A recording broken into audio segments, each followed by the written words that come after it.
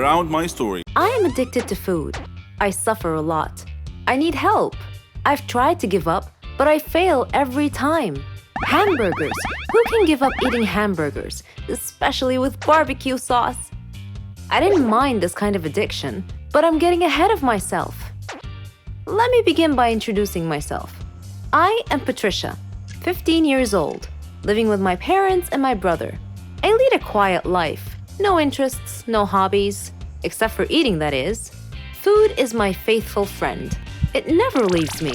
It is my partner, my soulmate. But having food as your soulmate has insidious side effects. A dark side, if you will. It denies me a healthy life, robs me of the energy to play, and causes me to sleep excessively. I would much rather stay at home with a bag of potato chips than go out and exercise. My soulmate ultimately betrayed me, though, last Thanksgiving at my granny's home.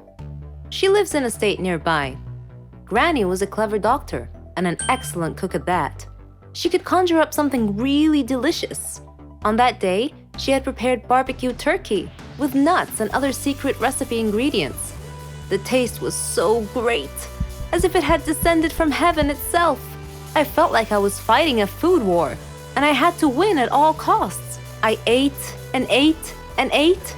I don't know why, but I just couldn't control myself. I attacked that turkey like it was the last on the planet. But every culinary war with a worthy adversary, such as the barbecued turkey, has its own unique type of casualties. Suddenly, I found myself unable to breathe. I fell to my knees and passed out. The turkey had won. I woke up later in the hospital, though, still clinging to an unfinished turkey leg. The doctor told me that I was gaining way too much weight. He said that I should be put on a diet. Diet? Man, how I hated that word. It hung over my head like the sword of Damocles. It meant depriving me of my passion, my reason for living. I considered eating vegetables in small amounts to be the worst form of cruel and unusual punishment, the worst form of torture imaginable. Imagine thinking of a wonderful, greasy, cheese-laden pizza with all the toppings and then suddenly opening your eyes to find a healthy green salad bowl. But I had reached a turning point in life. One day, my brother was playing on the street, while I was sitting at home gazing longingly at a tempting piece of cheesecake, just sitting there, taunting, daring me to eat it.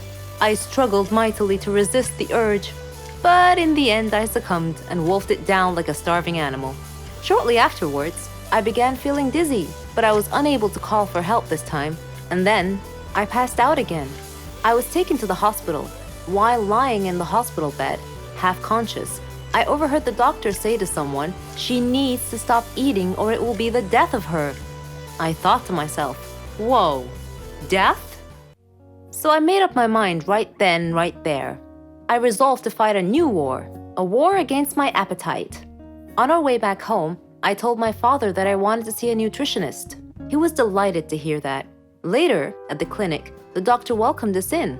She told me how to overcome my eating fetish. She gave me a strict diet regimen with a schedule full of healthy meals. I kept telling myself that winning this war was possible. I simply had to be patient and persevere. I stuck to the strict diet and did some physical workouts. My parents supported me wholeheartedly. I was enthusiastic. I can totally do this. A week passed quickly, and I eagerly visited the doctor to receive some good news. When the doctor weighed me and told me that my weight hadn't changed at all, I was crestfallen. She looked at me and asked me, how was this possible? I told her I didn't know, because I was following her diet thoroughly, though it did require a tremendous effort on my part. Another week passed, and again I went to the doctor. The results were the same. She said to me, "Patricia, are you sure you're following the diet I prescribed for you?" I said yes. She sat there wondering. Then she told me with a puzzled look on her face, "It's odd, but your weight is increasing, not decreasing." This unexpected piece of news mystified me. Another week passed. No change. The doctor was nonplussed. I returned home with a dejected look on my face. My father asked me what was wrong, and when I told him, he laughed. Do you believe that? My father actually laughed at my predicament. I was furious. He gestured an apology with his hand and then told me that it was my own fault. I was puzzled. What are you talking about? He told me that I had been sleepwalking to the refrigerator every night, and eating everything in sight. I was taken aback. I couldn't believe it. "Stop acting like you didn't know it," he said. "You must have been awake." I replied, "No, Father, I'm not acting. I was truly unaware that I've been sleepwalking and eating in my sleep." But now that we've finally solved the mystery of the increasing weight, we returned to the doctor with this new information and told her the situation. She laughed and told me that my discipline had denied my body the food it craved, but my brain had refused to cooperate and had overridden my will by urging me to eat in a subconscious state. She told me not to worry, though, that she could treat that.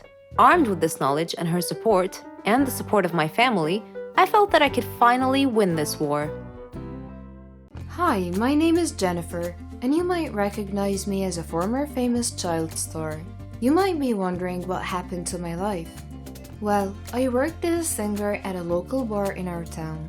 You might be wondering why I never pursued my career. Okay, let's just say they stopped giving me projects when I reached the age of 11.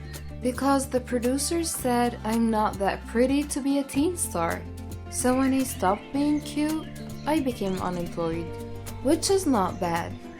I finished my studies and got a really good job. Also, I have an amazing boyfriend.